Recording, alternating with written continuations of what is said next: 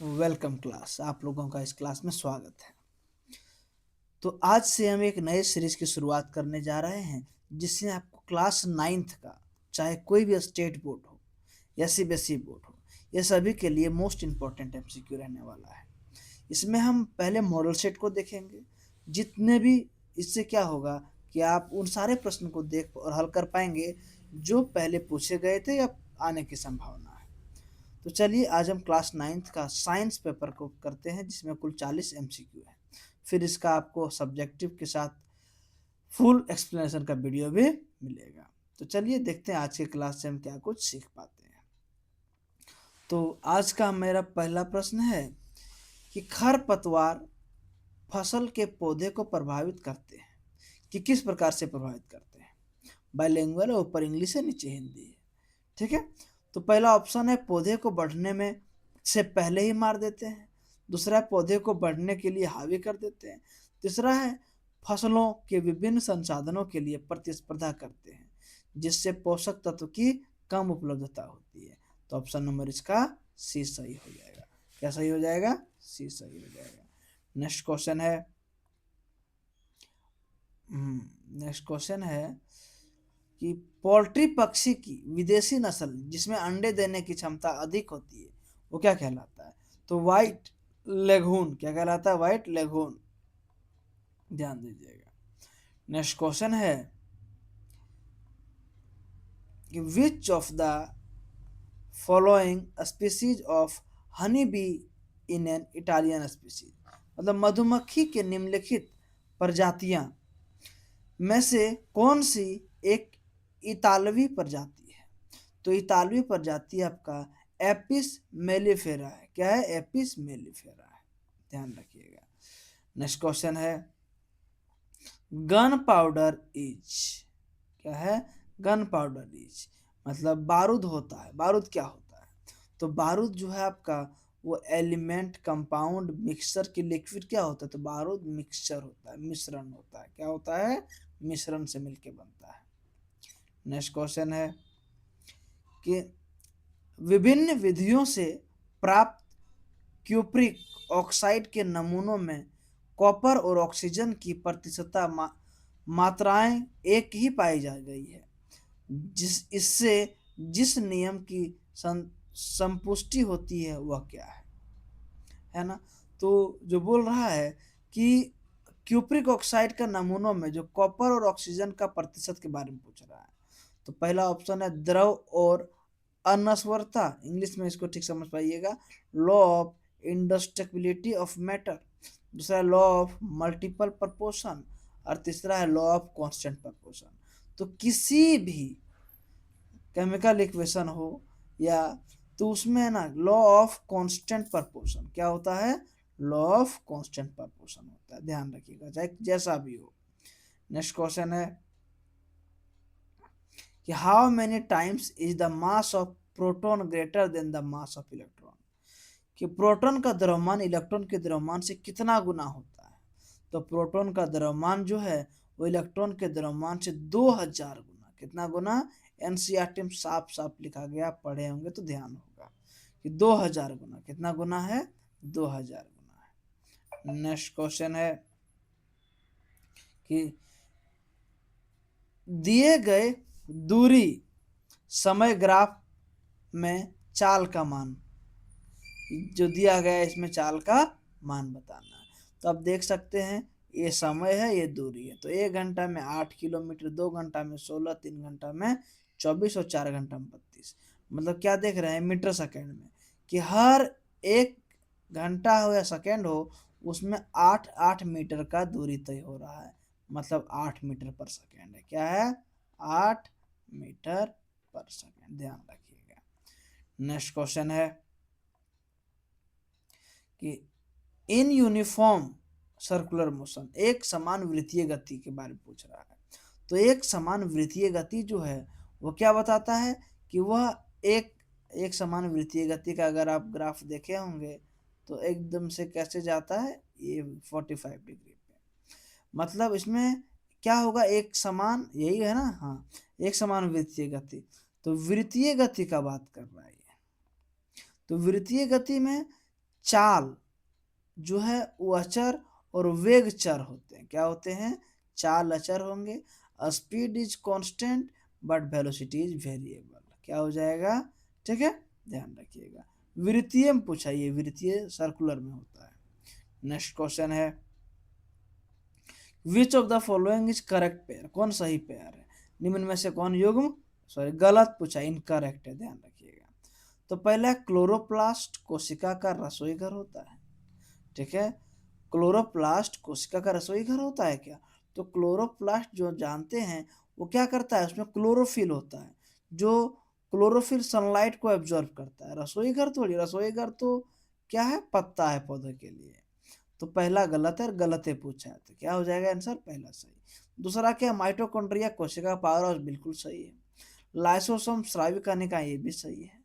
नाभिक कोशिकीय का मस्तिष्क होता है क्या? बिल्कुल सही बात है। तो ये तीनों सही है, पहला गलत है, पहला पूछ रहा है हमको। नेक्स्ट क्वेश्चन है in root hair of plants absorb water from soil through, कि किसकी सहायता से प्लांट्स के रूट में जो जड़ें होती है, पत्ते, बाल लाइक स्ट्रक्चर, वो पानी को एब्जॉर्ब कर पाता है।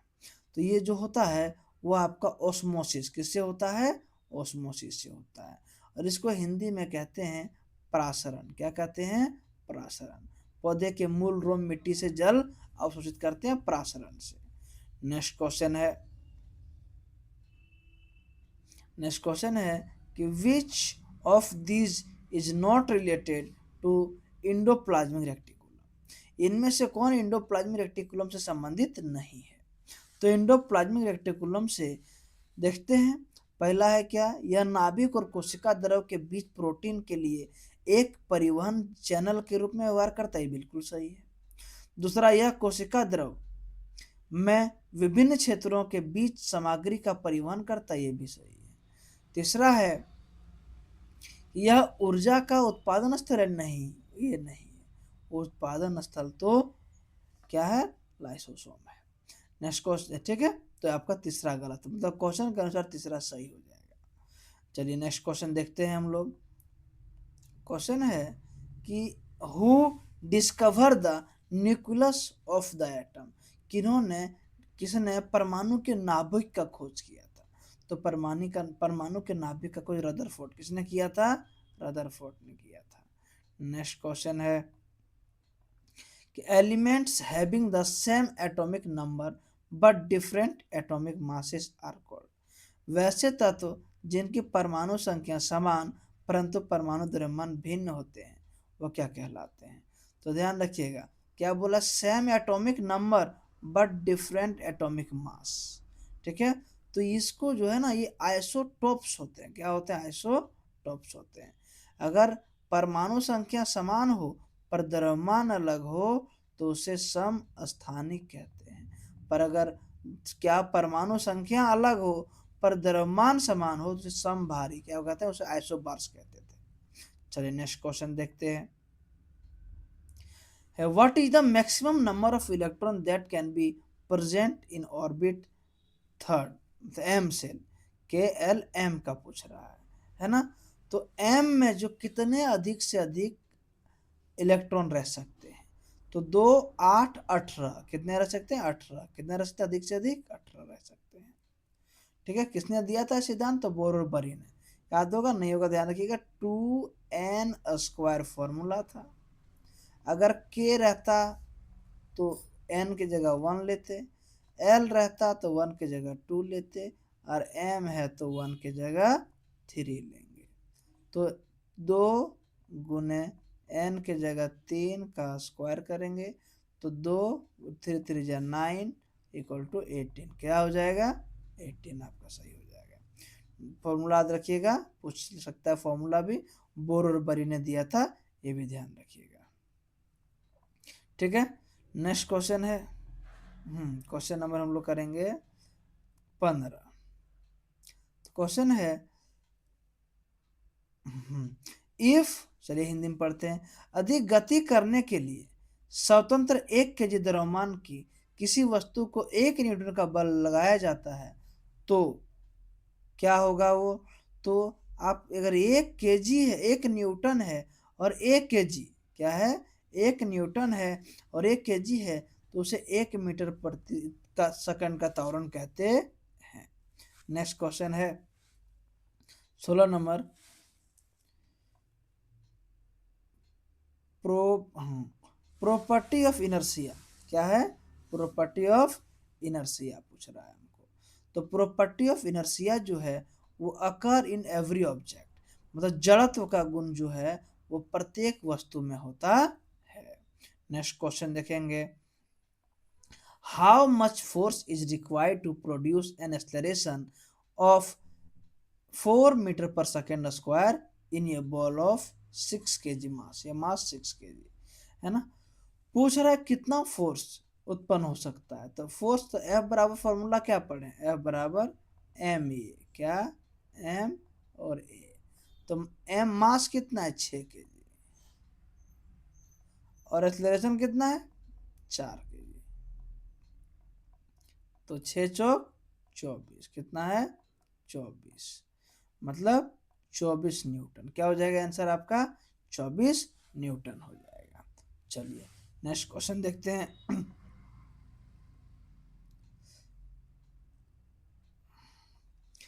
क्या है, जाइलम किससे बना होता है, मतलब xylem is made up of. तो जाइलम जो है ना, जाइलम जो है आपका वो क्या, ट्रेकियट्स और वाहिकाएं दोनों मिलके बना है। ये पढ़ेगा एनसीईआरटी में पढ़े होंगे तो लाइन एक मिलता है कि जाइलम ट्रेकियट्स और वेसल्स के मिलके बने होते हैं। नेक्स्ट क्वेश्चन है 19 नंबर कि tendons is a structure which connect, tendon किसको किसको जोड़ता है, टेंडन का संरचना जो जोड़ता है। तो टेंडन का संरचना जो है वो क्या, याद रखिएगा कि टेंडन एक हड्डी को, है ना, टेंडन है, क्या है, टेंडन है एक हड्डी को मांसपेशिया से जोड़ता है, मांसपेशिया से। एक टेंडन होता है, एक लिगामेंट होता है। तो लिगामेंट आ जाइए लेग, एक हड्डी इधर और एक हड्डी इधर। तो जब दो हड्डी को जोड़े तो लिगामेंट, और हड्डी को अगर मांसपेशिया से जोड़े तो वो टेंडन होता है। नेक्स्ट क्वेश्चन है कि a person met with an accident in which two long bones are hand were dis- dislocated, which among the following may be possible reason। मतलब एक व्यक्ति दुर्घटना का शिकार हुआ जिसमें हाथों की दो लंबी हड्डियां उखड़ गई, तो निम्नलिखित में से कौन सा संभावित कारण हो सकता है, मतलब वो क्या टूटा होगा या क्या पॉसिबिलिटी हो सकता है। तो देखिए हड्डी का बात करें, अभी जस्ट हम समझाएं कि दो अगर लंबी हड्डी हाथों का एक और एक वही वाला होता है, तो दो हड्डी का जुड़ाव अगर उखड़े तो वो क्या होता है, वो लिगामेंट का टूटना, क्या होता है, वो लिगामेंट का टूटना होता है। नेक्स्ट क्वेश्चन है कि the mass number of nucleus of an atoms of an element is 23 and it has 12 neutron. क्या है कि किसी तत्व के परमाणु के नाभिक की द्रव्यमान संख्या 23 है और उसमें 12 न्यूट्रॉन है। कितने न्यूट्रॉन है, 12 न्यूट्रॉन है। तो परमाणु का संख्या पूछा है, तो परमाणु का संख्या बराबर क्या होता है आपको पता होगा। क्या करना है आपको, परमाणु का संख्या निकालने के लिए जो आपके द्रव्यमान संख्या है और उसमें न्यूट्रॉन की संख्या घटा दीजिए, मतलब 23 - 11, क्या हो जाएगा, ठीक है। सॉरी, ये न्यूट्रॉन पूछा है ना, तो ये ही परमाणु और न्यूट्रॉन दोनों समान होता है, क्या होता है, दोनों समान होता है, ध्यान रखिएगा। नेक्स्ट क्वेश्चन है on converting 300 K to centigrade the value will be. बोल रहा है 300 केल्विन को सेंटीग्रेड में बदलने के लिए बोल रहा है ना। तो 300 केल्विन को सेंटीग्रेड में बदलने के लिए आपको करना क्या है ना। तो ये देखिए 300 केल्विन का होता है, फॉर्मूला है उसे, तो यहाँ 27 डिग्री हो जाएगा। फॉर्मूला आपको लिखवा दिया जाएगा, है ना, एक शॉर्ट फॉर्मूला है, ट्रिक में पुट करिएगा, सारा वैल्यू उससे आ जाएगा, ठीक है। इसका 27 क्या हो जाएगा, अगर आप शॉर्ट फॉर्म में बनाना चाह रहे हैं तो 273, ठीक है, plus 273 plus centigrade equal to kelvin, क्या होता है केल्विन। तो यहाँ दिया गया है 300, तो अगर 300 में जाके इधर घट जाएगा 273 तो 27, क्या आ जाएगा। एक लॉन्ग फॉर्मूला जिसे फ़ारेनहाइट केल्विन सेल्सियस सब निकाल सकते हैं एक लाइन में आप। उसका हम शॉर्ट्स बना देंगे, देख लीजिएगा। नेक्स्ट क्वेश्चन है कि what will be the number of mole in 96 gram of carbon, कि 96 ग्राम कार्बन में कितने मोल्स होते हैं। तो 96 ग्राम कार्बन में अगर देखें कार्बन का बात कर रहा है तो 8, कितने मोल्स होते हैं 96 ग्राम में, 8 मोल्स होते हैं। ठीक है, ध्यान रखिएगा।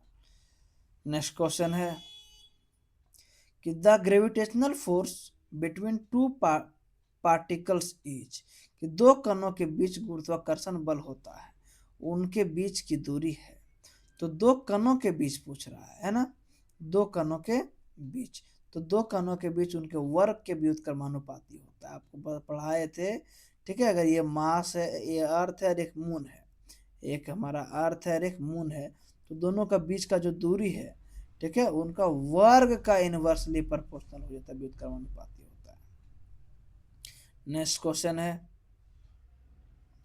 कि इफ ए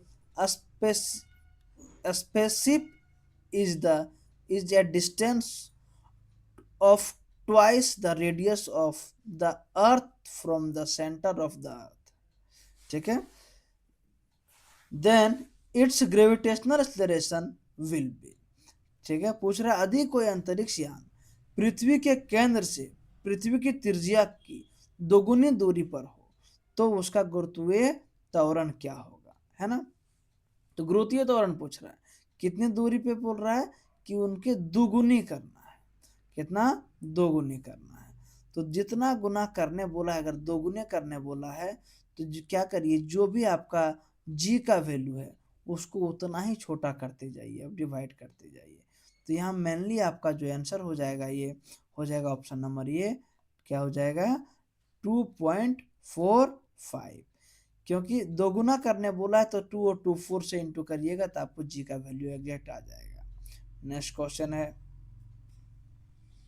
कि the relative density of a substance is equal to, कि किसी पदार्थ का अपेक्षित घनत्व बराबर होता है।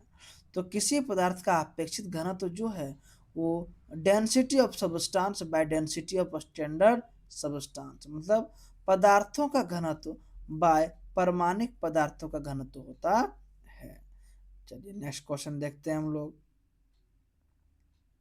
कि the system of mono nomenclature involve by Linnaeus is, कि लिनियस द्वारा विकसित नामकरण प्रणाली, जो नामकरण प्रणाली के बारे में पूछ रहा है। तो लिनियस ने द्विपदी, एक स्पीसीज और एक जाति को लिया था, द्विपदी, क्या बायोनोमियल था वो। चलिए नेक्स्ट क्वेश्चन है the basic unit of classification is, कि वर्गीकरण की मूल इकाई है। तो वर्गीकरण का जो मूल इकाई है वो आपका हो जाएगा प्रजाति, क्या हो जाएगा, प्रजाति के आधार पे बांटा गया था, ध्यान रखिएगा। नेक्स्ट क्वेश्चन है